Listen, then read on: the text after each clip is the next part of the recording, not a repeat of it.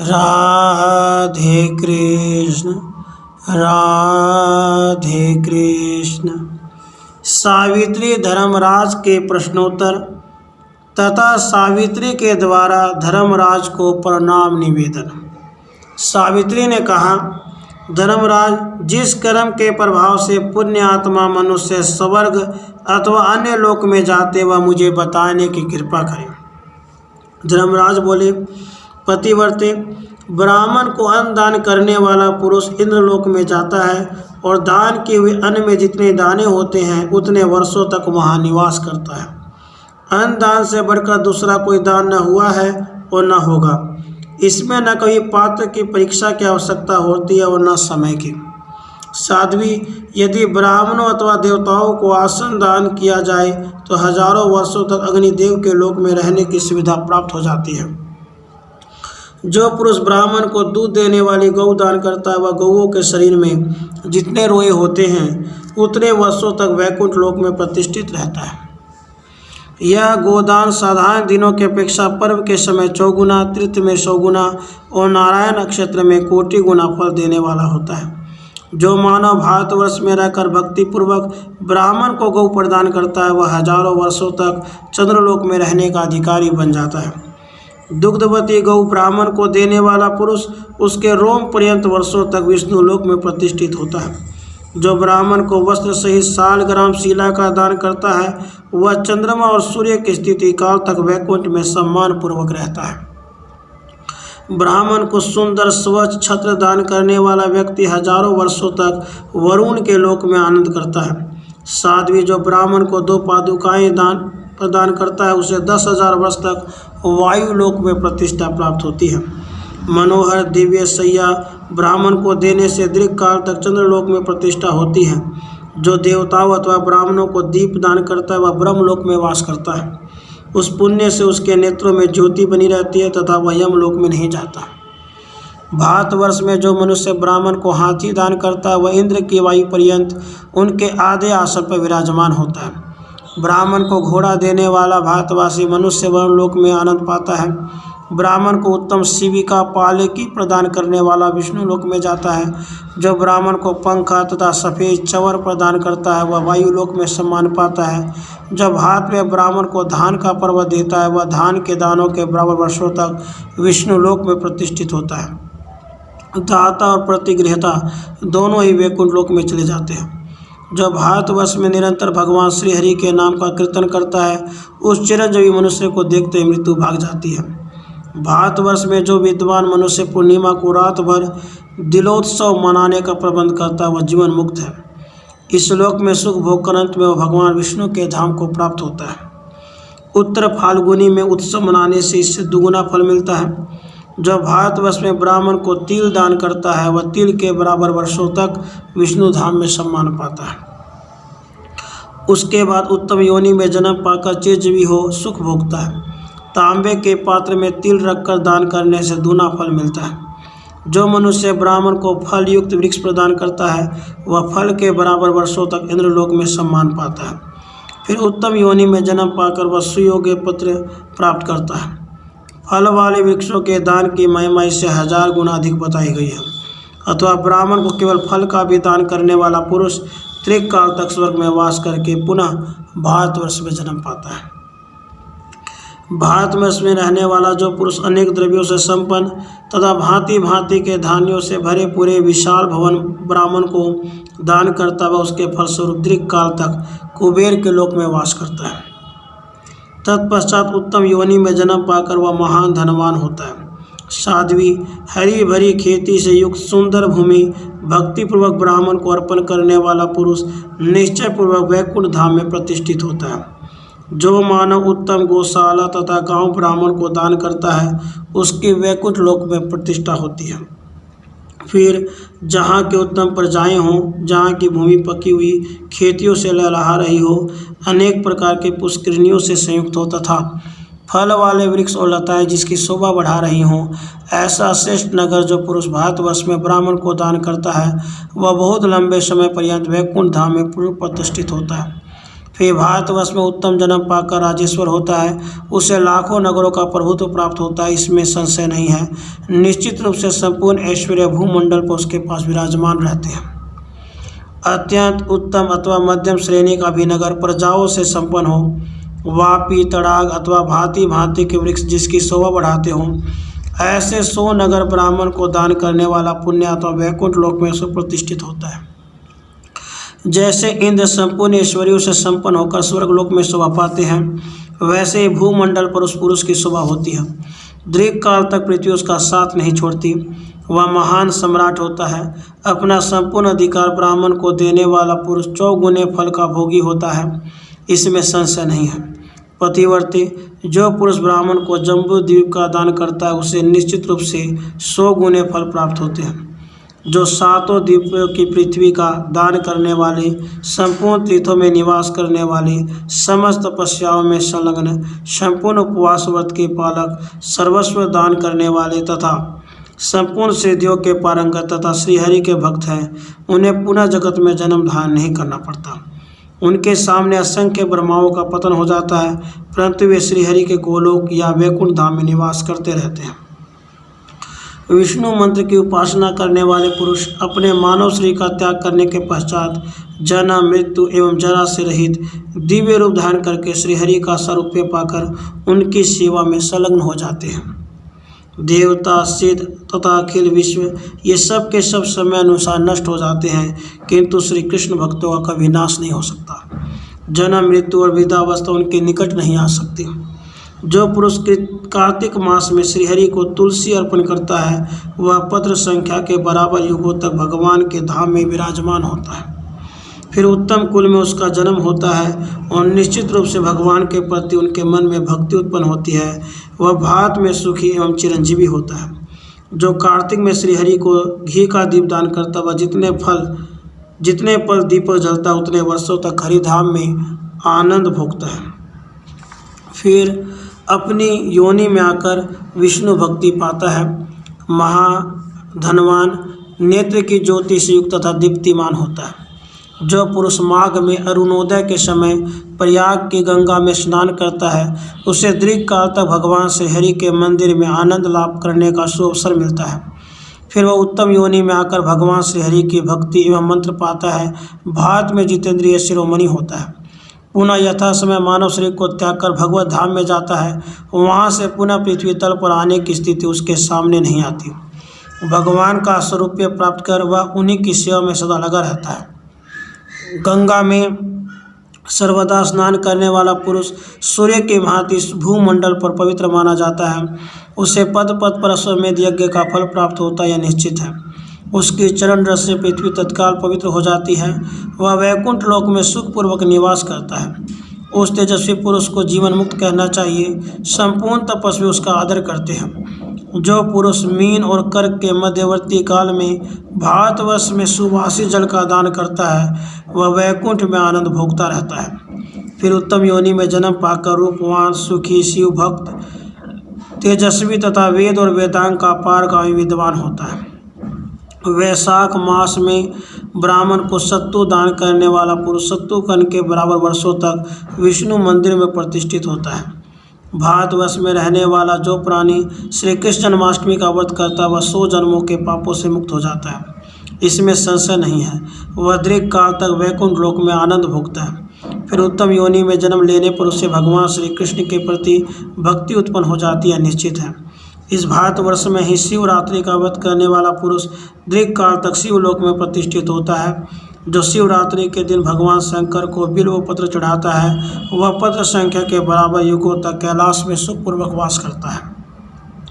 पुनः श्रेष्ठ योनि में जन्म लेकर भगवान शिव का परम भक्त होता है।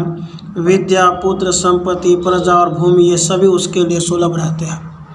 जो वर्ती पुरुष चैत्र अथवा माघ मास में शंकर की पूजा करता था, बेंत लेकर उनके सम्मुख रात दिन भक्तिपूर्वक नृत्य करने में तत्पर रहता है, वह चाहे 1 मास, आधा मास, 10 दिन, 7 दिन अथवा 2 ही दिन या 1 ही दिन ऐसा क्यों न करे, उसे दिन की संख्या के बराबर युगों तक भगवान शिव के लोकों में प्रतिष्ठा प्राप्त होती है। साध्वी जो मनुष्य भारत में रामनवमी का व्रत करता है, वह 7 मनवंतरों तक विष्णु धाम में आनंद का अनुभव करता है। फिर अपनी योनि में आकर राम भक्ति पाता और जितेंद्रिय शिरोमणि होता है। जो पुरुष भगवती की शतकाय महापूजा करता है, साथ ही नृत्य, गीत तथा वाद्य आदि के द्वारा नाना प्रकार के उत्सव मनाता है, वह पुरुष भगवान शिव के लोक में प्रतिष्ठित होता है। फिर श्रेष्ठ योनि में जन्म पाकर वह निर्मल बुद्धि पाता है। अतुल संपत्ति, पुत्र पौत्रों की अभिवृद्धि, महान प्रभाव तथा हाथी, घोड़े आदि वाहन ये सभी उसे प्राप्त हो जाते हैं। वह राजराजेश्वर होता है, इसमें कोई संशय नहीं है। जो पुरुष पुण्य क्षेत्र भारतवर्ष में रहकर भाद्रपद मास की शुक्ल अष्टमी के अवसर पर एक पक्ष तक नित्य भक्ति भाव से महालक्ष्मी की उपासना करता है, 16 प्रकार के उत्तम उपचारों से भली भांति पूजा करने में संलग्न रहता है, वह वैकुंठ धाम में रहने का अधिकारी बन जाता है। भारतवर्ष में कार्तिक की पूर्णिमा के अवसर पर सैकड़ों गोप और गोपियों को साथ लेकर रास मंडल संबंधी उत्सव मनाने की बड़ी महिमा है। उस दिन पाषाणमयी प्रतिमा में 16 प्रकार के उपचारों द्वारा श्री राधा कृष्ण की पूजा करें। इस पुण्य में कार्य को संपन्न करने वाला पुरुष गोलोक में वास करता है और भगवान श्री कृष्ण का परम भक्त बनता है। उसकी भक्ति क्रमशः वृद्धि को प्राप्त होती है। वह सदा भगवान श्री हरि का मंत्र जपता है। वहाँ भगवान श्री कृष्ण के समान रूप प्राप्त करके उनका प्रमुख पार्षद होता है। जरा और मृत्यु को जीतने वाले उस पुरुष का पुनः वहाँ से पतन नहीं होता। जो पुरुष शुक्ल अथवा शुक्ल पक्ष की एकादशी का व्रत करता है, उसे वैकुंठ में रहने की सुविधा प्राप्त होती है। फिर भारतवर्ष में आकर वह भगवान श्री कृष्ण का अनन्य उपासक होता है। क्रमशः भगवान श्री हरि के प्रति उसकी भक्ति सुदृढ़ होती जाती है। शरीर त्यागने के बाद पुनः गोलोक में जाकर वह भगवान श्री कृष्ण का सारूप्य प्राप्त करके उनका पार्षद बन जाता है। पुनः उसका संसार में आना नहीं होता। जो पुरुष भाद्रपद मास की शुक्ल द्वादशी तिथि के दिन इंद्र की पूजा करता है, वह सम्मानित होता है। जो प्राणी भारतवर्ष में रहकर रविवार, संक्रांति अथवा शुक्ल पक्ष की सप्तमी तिथि को भगवान सूर्य की पूजा करके हविष्यान भोजन करता है, वह सूर्य लोक में विराजमान होता है। फिर भारतवर्ष में जन्म पाकर आरोग्यवान और धनाढ़ पुरुष होता है। ज्येष्ठ महीने की कृष्ण चतुर्दशी के दिन जो व्यक्ति भगवती सावित्री की पूजा करता है, वह ब्रह्मा के लोक में प्रतिष्ठित होता है। फिर वह पृथ्वी पर आकर श्रीमान एवं अतुल पराक्रमी पुरुष होता है। साथ ही वह चिरंजीवी, ज्ञानी और वैभव संपन्न होता है। जो मानव माघ मास के शुक्ल पक्ष की पंचमी तिथि के दिन संयम पूर्वक उत्तम भक्ति के साथ षोडश उपचार से भगवती सरस्वती की अर्चना करता है, वह वैकुंठ धाम में स्थान पाता है। जो भारतवासी व्यक्ति जीवन भर भक्ति के साथ नित्य प्रति ब्राह्मण को गौ और सुवन आदि प्रदान करता, वह वैकुंठ में सुख भोगता है। भारतवर्ष में जो प्राणी ब्राह्मणों को मिष्टान भोजन कराता है, वह ब्राह्मण की रोम संख्या के बराबर वर्षों तक विष्णु लोक में प्रतिष्ठा प्राप्त करता है। जो भारतवासी व्यक्ति भगवान श्री हरि के नाम का स्वयं कीर्तन करता है अथवा दूसरे को कीर्तन करने को उत्साहित करता है, वह नाम संख्या के बराबर युगों तक वैकुंठ में विराजमान होता है। यदि नारायण नक्षत्र में नामोच्चारण किया जाए तो करोड़ों गुना अधिक फल मिलता है। जो पुरुष नारायण नक्षत्र में भगवान श्रीहरि के नाम का 1 करोड़ जप करता है, वह संपूर्ण पापों से छूटकर जीवन मुक्त हो जाता है। यह ध्रुवीय सत्य है। वह पुनः जन्म न पाकर विष्णु लोक में विराजमान होता है। उसे भगवान का सारूप्य प्राप्त हो जाता है। वहाँ से वह फिर गिर नहीं सकता। जो पुरुष प्रतिदिन पार्थिव मूर्ति बनाकर शिवलिंग की अर्चा करता है और जीवन भर इस नियम का पालन करता रहता है, वह भगवान शिव के धाम में जाता है और लंबे समय तक शिवलोक में प्रतिष्ठित रहता है। तत्पश्चात भारतवर्ष में आकर राजेंद्र पद को सुशोभित करता है। निरंतर सालग्राम की पूजा करके उनका चरणोदक पान करने वाला पुण्यात्मा पुरुष अति दीर्घ काल पर्यंत वैकुंठ लोक में विराजमान होता है। उसे दुर्लभ भक्ति सुलभ हो जाती है। संसार में उसका पुनः आना नहीं होता।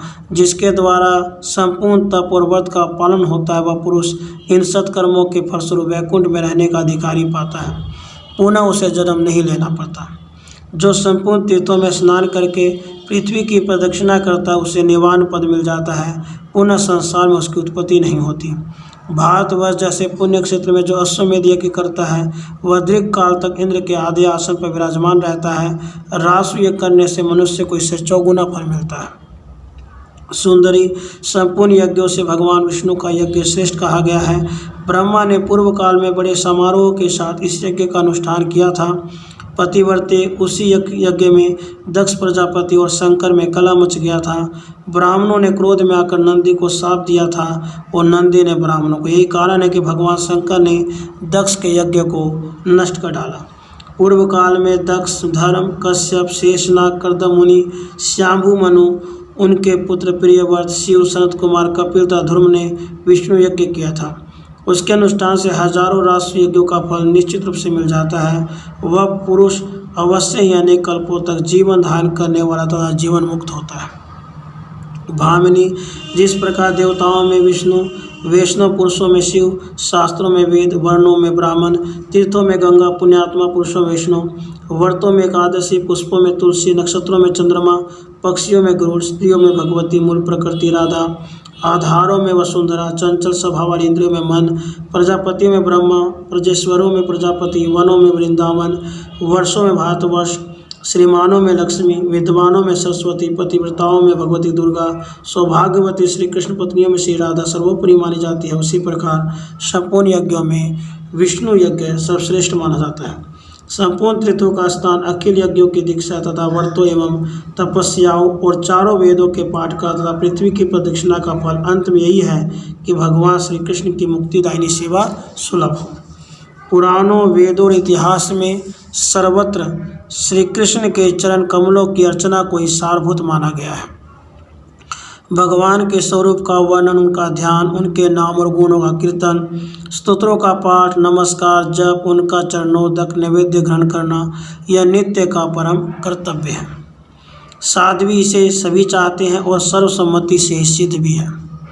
वत्से, अब तुम प्रकृति से परे तथा प्राकृत गुणों से रहित परब्रह्म श्री कृष्ण की निरंतर उपासना करो। मैं तुम्हारे पति देव को लौटा देता हूँ, इन्हें लो और सुखपूर्वक अपने घर को जाओ। मनुष्यों का यह मंगलमय कर्म विपाक मैंने तुमको सुना दिया। यह प्रसंग सर्वेक्षित, सर्वसम्मत तथा तत्व ज्ञान प्रदान करने वाला है। भगवान नारायण कहते हैं, नारद, धर्मराज के मुख से उपयुक्त वर्णन सुनकर सावित्री की आंखों में आनंद के आंसू छलक पड़े। उसका शरीर पुलकायमान हो गया। उसने पुनः धर्मराज से कहा। सावित्री बोली, धर्मराज, वेद वेताओं में श्रेष्ठ प्रभु, मैं किस विधि से प्रकृति से भी परे भगवान श्री कृष्ण की आराधना करूं, यह बताइए। भगवान, मैं आपके द्वारा मनुष्यों के मनोहर शुभ कर्म का विपाक सुन चुकी। अब आप मुझे अशुभ कर्म विपाक की व्याख्या सुनाने की कृपा करें। ब्रह्मन, सती सावित्री इस प्रकार कहकर फिर भक्ति से अत्यंत नम्र हो वेदों की स्तुति का पाठ करके धर्मराज की स्तुति करने लगी। सावित्री ने कहा, प्राचीन काल की बात है, महाभाग सूर्य ने पुष्कर में तपस्या के द्वारा धर्म की आराधना की। तब धर्म के अंशभूत जिन्हें पुत्र रूप में प्राप्त किया, उन भगवान धर्मराज को मैं प्रणाम करती हूँ। जो सबके साक्षी हैं, जिनकी सर्वपूर्ण भूतों में क्षमता है, अतएव जिनका नाम समन है, उन भगवान समन को मैं प्रणाम करती हूँ। जो कर्म अनुरूप काल के सहयोग से विश्व के संपूर्ण प्राणियों का अंत करते हैं, उन भगवान कृतांत को मैं प्रणाम करती हूँ। जो पापी जनों को शुद्ध करने के निमित्त दंडनीय के लिए ही हाथ में दंड धारण करते हैं तथा जो समस्त कर्मों के उपदेशक हैं, उन भगवान दंडधर को मेरा प्रणाम है। जो विश्व के संपूर्ण प्राणियों का तथा उनकी समूची आयु का निरंतर परिगणन करते रहते हैं, जिनकी गति को रोक देना अत्यंत कठिन है, उन भगवान काल को मैं प्रणाम करती हूँ। जो तपस्वी, वैष्णव, धर्मात्मा, संयमी, जितेंद्रिय और जीवों के लिए कर्मफल देने को उद्यत हैं, उन भगवान यम को मैं प्रणाम करती हूँ। जो अपनी आत्मा में रमण करने वाले सर्वज्ञ पुण्य आत्मा पुरुषों के मित्र तथा पापियों के लिए कष्टप्रद हैं, उन पुण्य मित्र नाम से प्रसिद्ध भगवान धर्मराज को मैं प्रणाम करती हूँ। जिनका जन्म ब्रह्मा जी के वंश में हुआ है तथा जो ब्रह्म तेज से सदा प्रज्वलित रहते हैं एवं जिनके द्वारा पर ब्रह्म का सतत ध्यान होता रहता है, उन ब्रह्मवंशी भगवान धर्मराज को मेरा प्रणाम है। मुनि इस प्रकार प्रार्थना करके सावित्री ने धर्मराज को प्रणाम किया। तब धर्मराज ने सावित्री को विष्णु भजन तथा कर्म के विपाक का प्रसंग सुनाया।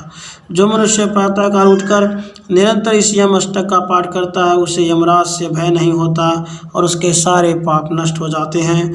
यदि महान पापी व्यक्ति भी भक्ति से संपन्न होकर निरंतर इसका पाठ करता है, तो यमराज अपने काय व्यू से निश्चित ही उसकी शुद्धि कर देते हैं। राधे कृष्ण राधे कृष्ण।